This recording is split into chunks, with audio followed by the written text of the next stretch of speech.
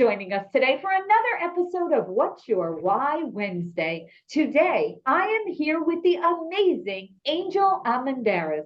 She is the branch manager at Nexa. She is also the instructor at Nexa Academy and an instructor liaison. And if that is not enough, she is also the founder and executive director of Just Breathe 365. Angel, thank you so much for being with us today. And, I've been looking forward to this because I had a conversation with Angel at the Vision Summit in June, just this past June. And she was, telling me about some of the things that she does outside of the mortgage industry. And I knew that I had to have her come on and share her why. So, Angel, normally the way we start this is we speak a little bit about how most of us have come into the mortgage industry by accident. But we stay in this industry because it's tied to our personal and professional why. But for you, even, not just the mortgage industry, but even expanding that, we said you're a branch manager, so you're dealing with that. But then you're also giving back by teaching and training and growing and developing other mortgage professionals. And then, of course, you've got Just Breathe 365. So we would love to hear, please share your why with us. And of course, I'd love to hear about Just Breathe 365. Be happy to share. I mean, the stumbling into this business was, I won't say it was by accident because I've been in finances and I was in the car industry. I was doing finance with that.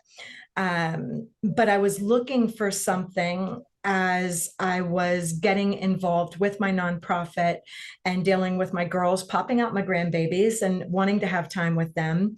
I was dealing with a lot of, okay, I'm not getting home till 1 o'clock in the morning. Mm-hmm. So I'm not I'm making good money, but I have no time to do the things where my heart belongs, where my passion is. So what I found was that I started looking. And when I stumbled across mortgage, I was like, I don't know, let me try part-time. So I started part-time. And as you know, as everybody knows in this business, there is no such thing as part-time. So I actually told someone, the company that I was working with at the time, I'm like, January, I'll start full-time. So I got an email telling me, nope, this is November. Sorry, we don't take part-time anymore. Bye, see you. I'm like, okay, am I really supposed to be doing this? So I'm coming out of a 6-figure job, going into a job that is commission only and thinking, how am I going to do this? But I know who I am. I know the direction that I wanted to go. And I knew that it was really where I was supposed to be. So I started out in retail and I didn't have a lot of help. My branch manager at the time, she was a great LO. If I could have sat and followed her all day, I probably would have learned a ton. But she was consistently turning loans. So it was difficult to really get the help, the instruction and needed. So when I got the call from Christine Wake, the director from Nexa Academy, and said, hey, Angel, we've got a position for you. We've got a spot for you. This is really where you should be. Try brokering. That's really what I fell into by accident because I jumped in and I started drinking out of a fire hydrant. So, but she walked me through it. She taught me. And that's really my why for why I instruct, because she came up and she took the spot of a mentor even before she was my mentor. And she started leading me through, okay, Angel, this is what you do in the broker world. This is where you go with this. This is how you take your business to the next level. So that for me was such an amazing opportunity to learn from her that when she gave me the opportunity to teach in the academy, I'm like, what would I have told myself when I started in this business? What was I missing? What didn't they tell me? So my passion in that was to make the light bulb go off in people and to say, okay, guys, if this is really what you want to do, how far do you want to go? What business do you want to operate? Where does it end for you? What's that final moment? And in this right now, what's your aha moment? When do you grasp that moment when that this is what you're going to do? So giving back and teaching in that aspect is extremely important for me, because my whole life has really been about teaching, which is why I do Just Breathe 365, which is my nonprofit for domestic violence victims. So this nonprofit's actually only been active for a little over a year, but I've been working with domestic violence victims, their families, their children for over 10 years. But it's a very private industry, so to speak. You have to keep a lot of stuff hidden. And to be honest, I was doing a lot of funding of things on my own because I didn't want to ask people for money for it, because then I have to divulge information about my girls. And that to me was very scary, because I'm very protective, mama bear, when it comes to these women and what they've been through. And then with the mortgage industry, also, I discovered that I have the freedom to be with a family, to be there for my girls. They can pick up and say, Mom, hey, the baby's got a fever. Can you go pick her up? Why, yes, I can, and I get to go love on the grandbabies and be there for my girls. And then on the flip side of things, if I get a call and somebody says, Angel, he's out of the house, I've got 30 minutes, come get me. Yeah. I can go, okay, guys, I'm out. Bye. See you. And I don't feel bad. I'm not leaving anyone hanging in the dust, and I can come back because of my team, because of the people that I have backing me and the people that I have in this industry. I can come right back in and not miss a beat. So this industry has given me flexibility. It's given me the ability to give back to the community, to give back to my family. My kids growing up lost a lot of mom with me being in the auto industry. So to be able to give that back to them when they're grown, at least to their kids, that was important to me. So really my family and my outreach, and, not having to work on Sundays so that I can go and worship God, which is very important to me. These are all my whys. These are why I do what I do in the mortgage industry. Aren't we so blessed? I mean, we really, right? We are so blessed I like to believe almost that the mortgage industry found us. I almost found like they, certain people kind of were drawn to it, and we flourish in this industry. And that's what it's about. It's about being able to give back, whether it's our own family, whether it's the families that we serve, whether it's the nonprofit, right, or other charitable events, things that we work with. So you're right. We are so grateful, right? We have to be grateful every day. And with that, we're blessed to be a blessing. That's the way I always put it. Blessed to be a blessing. That is exactly right. I love it. All right. So Angel, my second question is always my most favorite, because I love to hear, every day we're making a positive impact, right? We're changing people's lives. We're making a difference, right? I would love to hear from you. Give me a story. It could be something recent. It could be something from a bit ago. Give me a story from when you realized the absolute monumental feeling of impact that you had on someone else. It's crazy because in this industry, I could give you a million and one things about the mortgage industry, helping a single mom with 2 boys get into a home, and who actually had been in an abusive relationship. So watching her become established and have a home of her own. And what's crazy is she's now flourishing. She's in a relationship, in a healthy relationship. She's about to have, another child, and she's flourishing. And it's so funny because she calls me, she texts me. She's like, Angel, we're looking at buying another house or expanding this one. What do you think? What should I do? And to have that relationship with someone that actually started out in the mortgage industry, she didn't even start out coming through my nonprofit, just because I get so involved with my clients in finding out who they are and what they're looking for, and really how I can help their finances set up their future rather than just buy a house and put money in my pocket. I've now created something that even her husband, when he met me, he goes, I'm never, ever going to be able to make a financial decision in my life without my wife calling you. Right. So those moments to me are so precious, because it's the times that I know that I've impacted her forever in helping her find that financial stability. On the Just Breathe side, the very first girl that I ever took in on the books, so to speak, once our nonprofit was live, I got a call, and she was in a hotel with 3 girls. And she's like, hey, the last nonprofit said we could only stay there 8 weeks. So now we've got no place to go. And she started crying, and she started saying, things like, I thought I was strong for leaving, but maybe I was weak, because if I wouldn't have left, my kids would have a place to stay. Mm-hmm. I could have dealt with the beatings. I could have dealt with the broken bones. And it shredded my heart, because that thought process is what keeps these women bound up and in these situations. But we took her in, and unfortunately, through the program, I had to give some tough love. And my hard stop is no drugs.